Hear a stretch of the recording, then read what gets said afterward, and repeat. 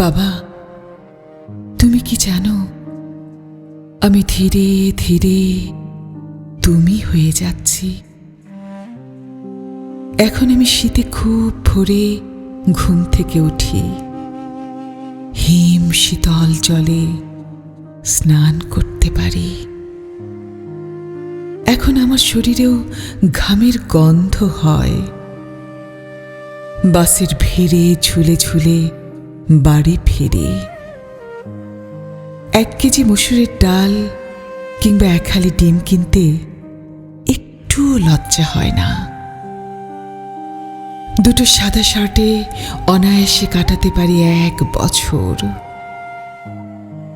আমিও এখন বাটা জুতো পরি মজবুত দেখে, চুল কাটি ধানের সাইজে।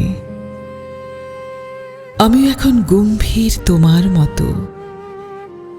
হাসির উপকরণগুলো কেমন তুচ্ছ লাগে। বাবা, তুমি কি জানো, আমি ধীরে ধীরে তুমি হয়ে যাচ্ছি।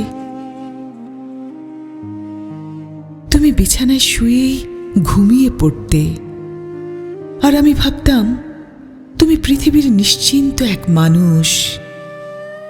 এখন বুঝি ক্লান্তির কাছে তুমি ছিলে অসহায়।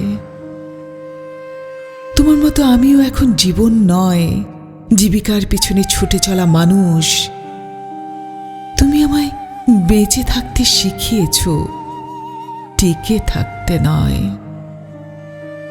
টিকে থাকার লড়াইয়ে তাই হয়তো ক্লান্ত আমি।